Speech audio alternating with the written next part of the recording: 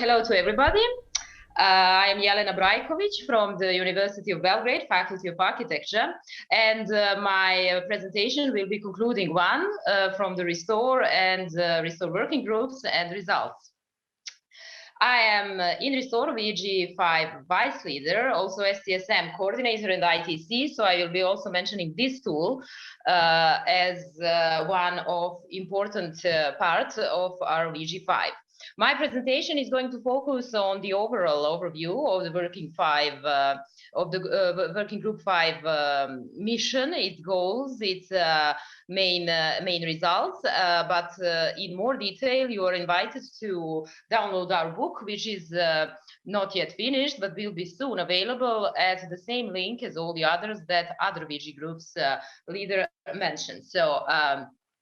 VG5 is the last and completing working group of Restore. So we had a little bit different approach, or let's say we had to conclude all the results provided and achieved through Restore, and also we wanted to look a little bit into the future. So that is why we adopted the scale jumping title, which also adopts inside of it the system thinking approach within the built environment. Both of these goals are very important to us. First, the scale jumping, which means, of course, rethinking of scales and how can we switch from one to another, which is not only, of course, scale in let's say spatial aspect. It is also scale jumping through many different aspects and parameters that we can understand and that we deal with in regenerative discourse. And systems thinking is something also that we wanted to pay attention to and that we wanted to put in the discourse more actively, as we think this is really important for the future of the regenerative design discourse, that we think systemically, that we think through systems, and that we, of course, involve all systems in something which we can call holistic vision for the built environment and the future of human existence in it. So through dealing with this topic, we covered it all. First, the interactions between human nature and the built environment nexus. Then we, of course, dealt with tools, platforms, and metrics. Also had a practical exercise of everything that we've been talking about in training school in Vienna.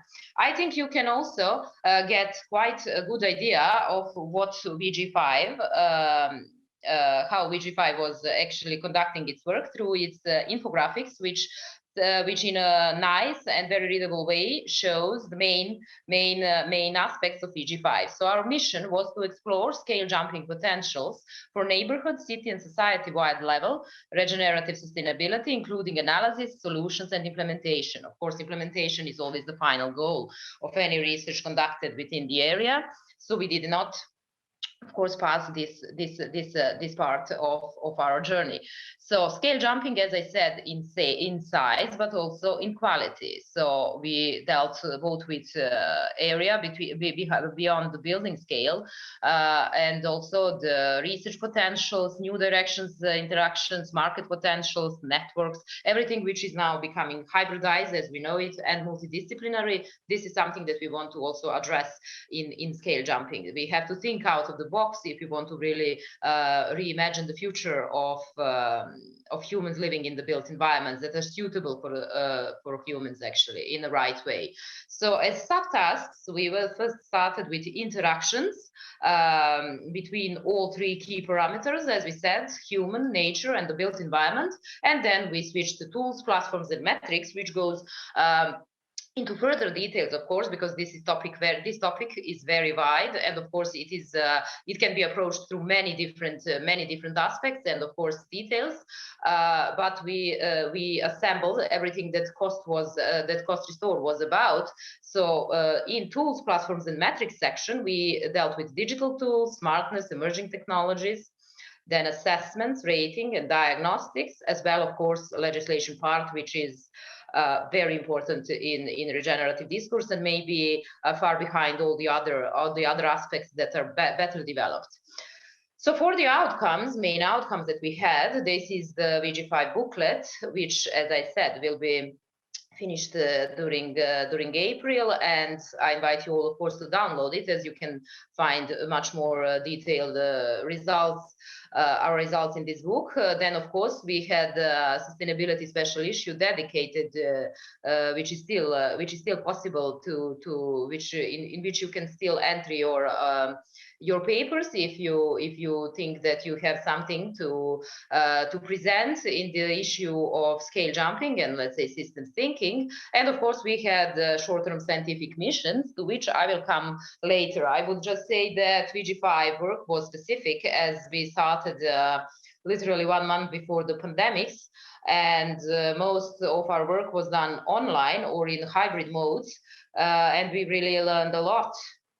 And we really had to reorganize our work in a different way, but we are satisfied with the results and all the commitment that we had from all our members. More than 80 people were working in this group, and I would also say that pandemics, of course, introduced new topics and new problems into our discourse, and I'm happy that we were able to address some of the issues raised by the pandemics, and of course, and the how to say problems it brought into the light, and how we live in our urban environments. How can we design them better to be more suitable for times like this, when you're mostly inside and when you can't have maybe proper access to nature as you did before, or traveling and similar. So it really gave us a lot of topics to think about. As I mentioned, we performed training school, but I will also come back to this later, and how we imagined the good urban life, and through which main parameters. And for the people, of course, I would mention Andras Wright as leader, and myself as vice leader of this VG group, and also more than 80 people who were really constantly active, and who were really from very, very different areas of expertise. So I think we had nice blend and nice possibility for this overviewing of regenerative problems and topics through this scale jumping and systems thinking approach. So as I said, our booklet will soon be out. I will not repeat, of course, the title and our main subdivision. Here you can also see because you can't access it now on the website, I wanted just for you to can see the table of contents, and maybe find yourself what would be of interest to you to read. It's really, really a good compendium of regenerative topics and findings. So to explain further our approach, we approached it, of course, through this system thinking approach, and of course we cannot not mention technologies that shapes our environments in the way we know them today.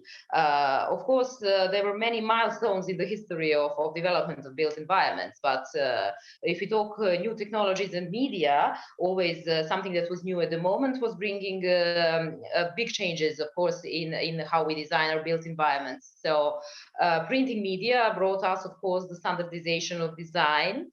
Architectural images were now possible to be very fastly reproduced and sent everywhere around the world. So we started having standardized design and, let's say, replicable design over the globe. Industrial revolution, of course, bring us standardized production and manufacturing, which of course led to prefabricated, of course, elements, then also very replicable structures through which we build our buildings and inhabits, and also it resulted in something which we can call standardized visual environment. So you can see similar buildings, similar heights, similar landscapes of buildings, and we can find something good and something bad in this. But it is what happened with the automatization, of course, of industrial processes. And now in the stage of the rise of the digital and new media, we are going towards the stage of non-standard technologies, variability,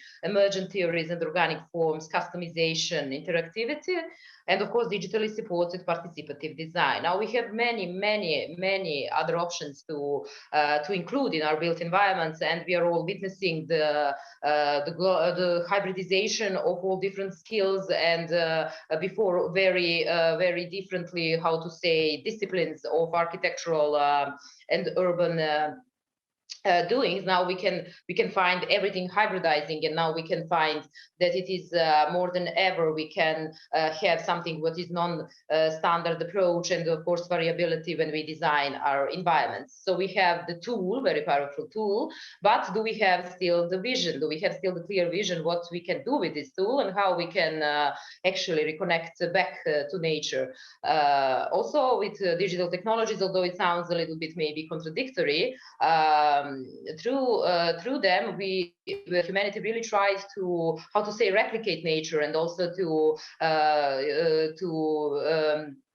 do some, how to say, biomimetic design. And we wanted to both, how to say, replicate some processes from the nature, but also some forms of the nature. But how can we really, in an innovative way, go back to nature?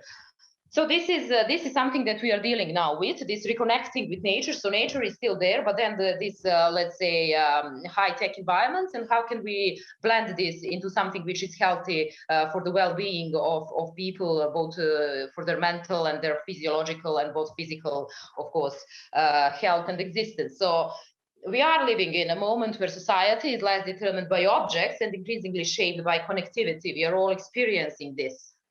And with, of course, this networked environment and high-tech environments, there is no longer a binary opposition between town and country, between the urban and rural. And this is something that we can really use, again, in reconnecting with nature. And this connectedness, Ray Ascott even calls the new principle of life, an evolutionary stage in human development. And this is something that we must use in a proper way. So besides talking about technical issues and potentials of digital and new technologies, we can also talk about their powerful mediation and how can they mediate landscape and our everyday life in a proper way.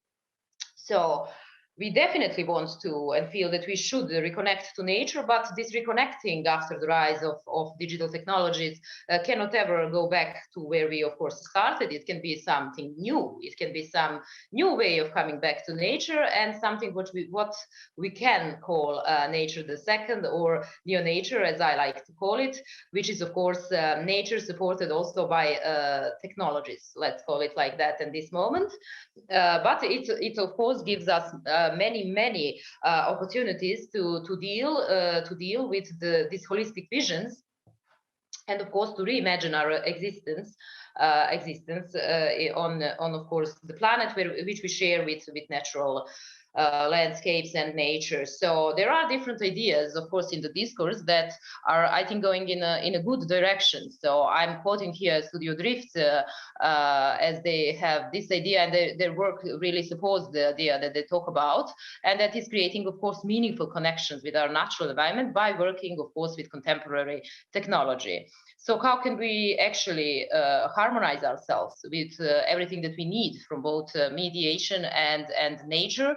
This we can do, of course, through something which they call sustainable, technological, supported, reconnected future. Of course, many topics here can be discussable about many aspects of this reconnection, but of course, it is possible to actually rediscover the values of life and happiness of a more simple life, but of course through technologies that we surely cannot live without. So the virus will help us to focus on technology that will support this. Yes, we all know what has been going on in last year, and of course some also positive things that came out of these pandemics.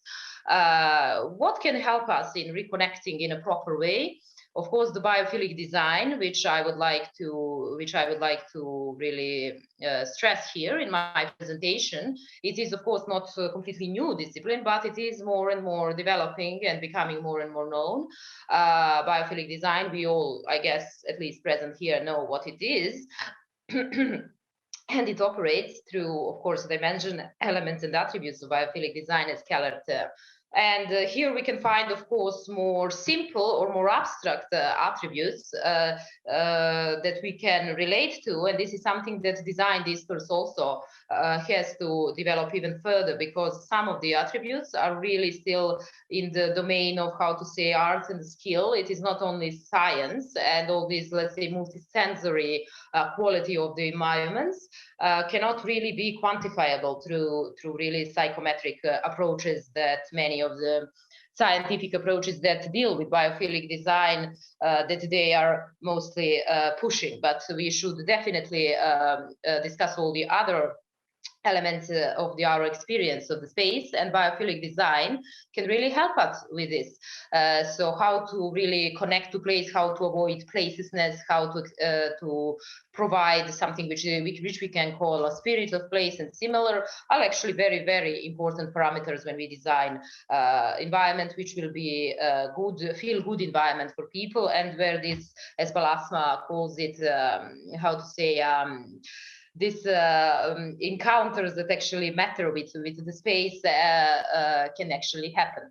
So also together with Keller's many different, of course, other influential literature is there, but again, something very easily to understand and to use, 14 Patterns of Biophilic Design by Therapy Bright Green, which really should be under analysis of designers when dealing with designing both urban and architectural environments. So to go back to our main structure, because the book actually follows the flow of our work, as I said, we discussed all three, so human built environment, human nature, nature built environment, and of course the nexus of it all three.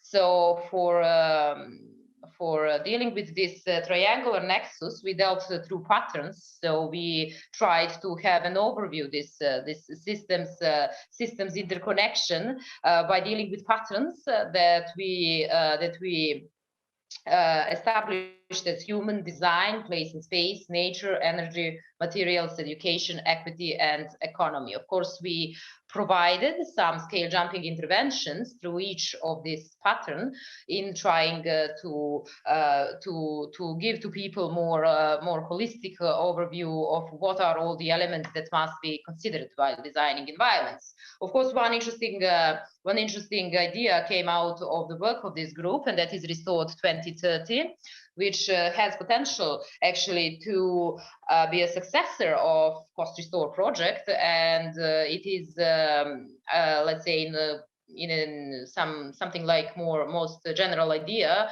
what if city would actually adopt many parameters that we established in Restore, and how can actually this work, how can this construction and facility operation technology, how can we scale jump into an exemplary regenerative cities? And of course some very interesting educational material is appearing right now as Restore FAD, and again it will be available on the website, and for all interested in different levels of education can actually use some very well made programs and very well made let's say agendas that you can use to educate children from the primary school to the, of course, faculty level. Then human built environment interactions, of course, dealing with case studies, of course, dealing with the health and the built environment, which is more and more, of course, actual topic in the discourse. Of course, assessment of tools for the buildings and cities. Then also one refreshing approach to nature built environment interactions through urban acupuncture and through micro interventions, and how can we again scale jump and actually tackle major urban challenges through acupunctural smallness and through having small interventions in urban spaces. Then in the second part, of course, tools, as we said, digital tools to support regenerative design and scale jumping, digitally linked domains, multi-domain integration through machine learning, all the other things that you've been hearing about from other working groups, as this really goes into detail. Then, of course, smart technologies in the context of regenerative design, when we again gave an overview of actual tools which we can use to really help cities develop better than emerging technologies, where you can again see some main structure of the research that was conducted. Of course, emerging materials, city models. And for emerging materials, of course, some very provocative ideas of 3D printed, of the whole 3D printed neighborhoods and similar. But you can, of course, read about it in the book when it is out. Talking about design frameworks, of course, very important topic. As I mentioned, we really need more holistic views, and we really need to shift our discourse a little bit and guide these technologies that we have into a bigger vision of what we want to achieve. So talking about design frameworks is very important. In the actual discourse, and here you can see some of the design frameworks that were analyzed and, of course, discussed in this part of our book. And last but not least, of course, legislation, and how can we actually approach the practice through and help the practice, support the practice through our legislation, and through then further implementation of everything that is curated through adopted legislation. We, of course, dealt here with European Green Deal and some of the EU policy documents for green transition. As I said, everything that we've been talking about, we actually put to practical testing in Vienna, where else but most livable city in the world.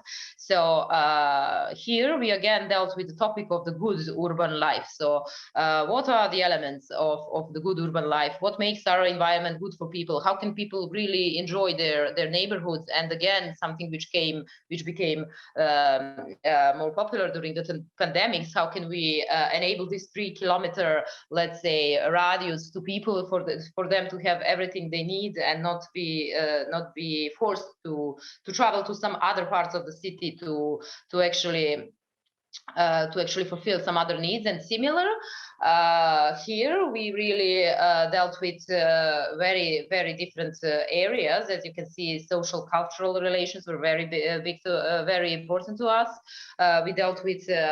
We dealt with socially sensitive planning. We really dealt with the structure of people, both in gender, the age, the social heritage that we have in the location, and how can we actually be sensitive to this when we plan. Then, of course, circular consideration. Vienna has very developed circular agenda and very defined pillars of circular economy that we also tangled in the training school. And of course, biophilic attributes. Of course, tools were always present, space syntax, and all the other tools used for, of course, measuring qualities of air, climate, and similar. So for this urban renewal of an existing neighborhood, we were working at Brigitte Platz, and you can see the numbers: 16 trainees, keynote speakers, site visit. We tackled mobility design, we tackled social design, we tackled circular design, biophilic design. It was really a good exercise of everything that we've been talking to, and we gained really good results through the work of trainees. After the training school, I would only mention SDSMs, a very important tool of Restore, and one tool which in the times of pandemic was actually possible to achieve, as it is, let's say, it does not require big groups as gatherings. So here applicants go to the host institutions and work on their research. So we had in the VG5 very different topics of the SDSMs, and we are very satisfied again with this. We tackled holistic urban living, then life cycle assessments, innovative envelopes. You can see by the keywords that I pointed out, social, environmental, and ecological parameters, energy efficiency, smart city approaches, and this is something really, as I said, that we want to deal with through scale jumping and systems thinking. So I am happy to see the results, as many of them are ongoing. We are yet to assemble results gained from the applicants on this SDSS. And with this, I would finish my short overview of the Working Group 5, and I would thank you all for your attention, and I hope that you enjoyed my presentation. Thank you.